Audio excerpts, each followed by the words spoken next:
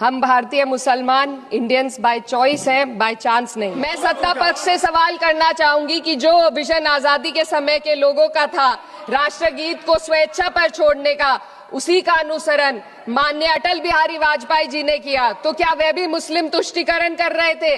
जी नहीं, अटल बिहारी वाजपेयी जी राजधर्म निभा रहे थे। सुजलाम सुफलाम का अर्थ है, सुनिए, ऐसा देश जहां स्वच्छ और पर्याप्त जल हो, जहां नदियां जिंदा हो, बहती हो, जीवन देती हो। नमामि गंगे के नाम पर हजारों करोड़ रुपए खर्च हो गए, लेकिन सच्चाई यह है कि आज भी गंगा और यमुना के किनारे किसान मजबूरी में उसी जहरीली पानी से खेती कर रहा है, वही जहर अनाज में उतरता है और वही जहर किसान की जिंदगी को धीरे धीरे खत्म कर देता है। संसद से बाहर कदम रखिए, एक गहरी सांस लीजिए। ये चंदन की महक नहीं, ये जहर है जो आपके हमारे फेफड़ों में उतर रहा है। धन्यवाद अध्यक्ष महोदया। आज हमारे राष्ट्रगीत के 150 वर्ष पूरे होने पर हो रही महत्वपूर्ण चर्चा में गर्व के साथ एक भारतीय होने के नाते मैं अपने विचार रखना चाहती हूँ। सदन में इतिहास को तोड़ मरोड़ कर पेश करके फिर से मुस्लिम तुष्टीकरण के नाम पर भारतीय मुसलमानों को कटघरे में खड़े करने की कोशिश की जा रही है, लेकिन मैं सदन में बताना चाहूंगी कि हम भारतीय मुसलमान जिन्ना के आह्वान को ठुकराकर अपने इस प्यारे वतन की मिट्टी के साथ मजबूती से जुड़े रहे। हमने महात्मा गांधी, बाबा साहब डॉक्टर भीमराव अंबेडकर, रविंद्रनाथ टैगोर जी, सुभाष चंद्र बोस जी, मौलाना अबुल कलाम आजाद, अशफाक उल्लाह खां साहब के विचारों को अपनाया। हम भारतीय मुसलमान इंडियंस बाय चॉइस हैं, बाय चांस नहीं। वंदे मातरम के किन छंदों को राष्ट्रगीत के तौर पर अपनाया जाए, यह फैसला सर रविंद्रनाथ टैगोर और सुभाष चंद्र बोस जी जैसे नेताओं के परामर्श के बाद हुआ। क्या अब हम उन महान नायकों की समझ पर प्रश्न चिन्ह उठाएंगे? उन्हें देश को बांटने वाला और तुष्टीकरण करने वाला कहने का पाप करेंगे? उन महान हस्तियों ने वंदे मातरम के उन छंदों को अपनाया जिन्होंने देश के हर वर्ग, हर धर्म के मानने वालों को एक सूत्र में पिरोने का काम किया। और मैं एक घटना आप लोगों के सामने रखना चाहती हूँ। वर्ष 1998 में उत्तर प्रदेश सरकार के मंत्री रविंदर शुक्ला जी ने स्कूलों में राष्ट्रगीत को गाना अनिवार्य कर दिया था, लेकिन तब के तत्कालीन प्रधानमंत्री अटल बिहारी वाजपेयी जी ने, जो उस समय लखनऊ के दौरे पर थे, उत्तर प्रदेश सरकार के इस फैसले पर नाराजगी जताई और यूपी सरकार ने राष्ट्रगीत को अनिवार्य करने वाले मंत्री को बर्खास्त कर दिया था। अब मैं सत्ता पक्ष से सवाल करना चाहूंगी।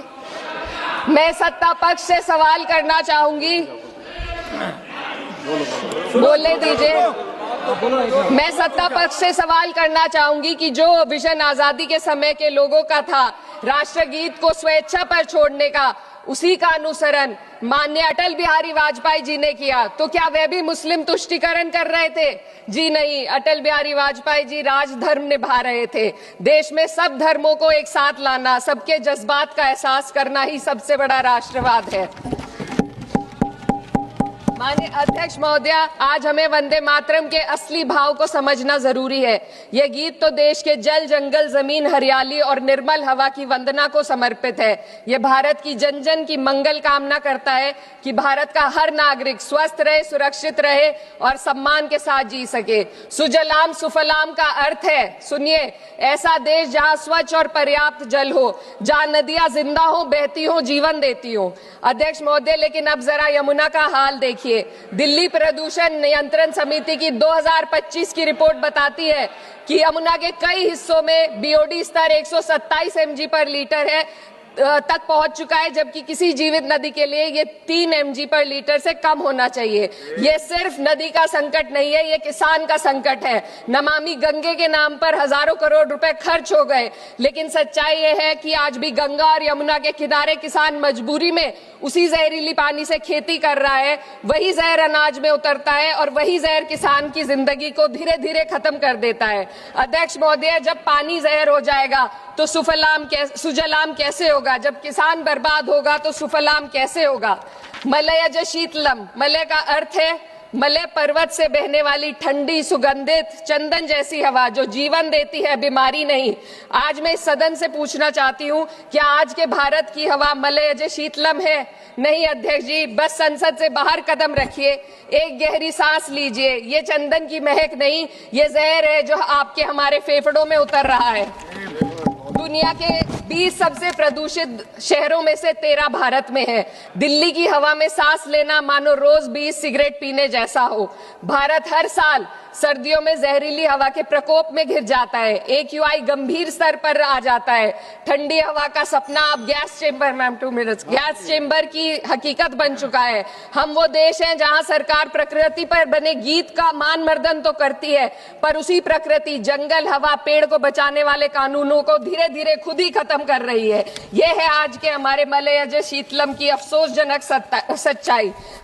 अगर हम हवा को साफ नहीं कर पाए तो न सुजलाम बचेगा न सुफलाम बचेगा। माननीय अध्यक्ष महोदया, सस्य श्यामलम का अर्थ है ऐसा देश जहां उपजाऊ जमीन हो, जहां खेत फसल से भरे हो और किसान कर्ज और निराशा में न डूबा हो। आज किसान सिर्फ मौसम से नहीं लड़ रहा, वह प्रदूषण, नीतियों की बेरुखी और सिस्टम की नाइंसाफी से लड़ रहा है। एक तरफ कॉर्पोरेट के लोन माफ होते हैं, दूसरी तरफ किसान को उसकी वाजिब MSP भी नहीं मिल पाती है। आप ग्लोबल सुपर पावर बनने की बात करते हैं, लेकिन हमारी पर कैपिटा इनकम दुनिया में 136वें नंबर पर है।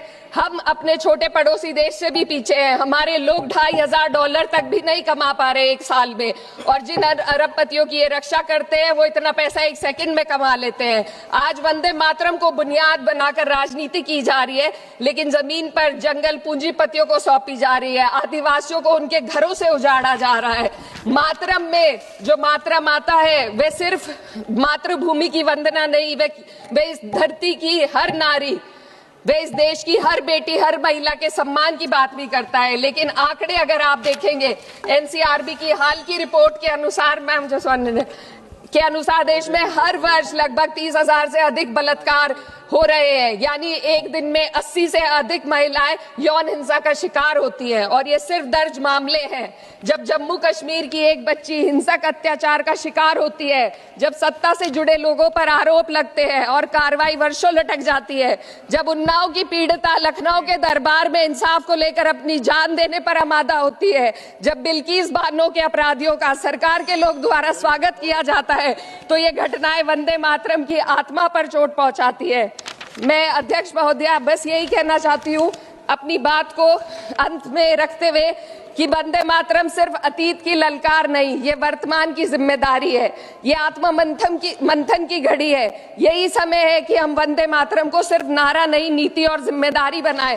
और अपने जज्बात को मैं आलमा इकबाल साहब के तराना-ए हिंद के साथ इस सदन में रखना चाहती हूँ कि सारे जहां से अच्छा हिंदुस्तान हमारा, हम बुलबुले हैं इसके, ये गुलसिता हमारा, मजहब नहीं सिखाता आपस में बैर रखना, हिंदी है हम, वतन है हिंदुस्तान हमारा।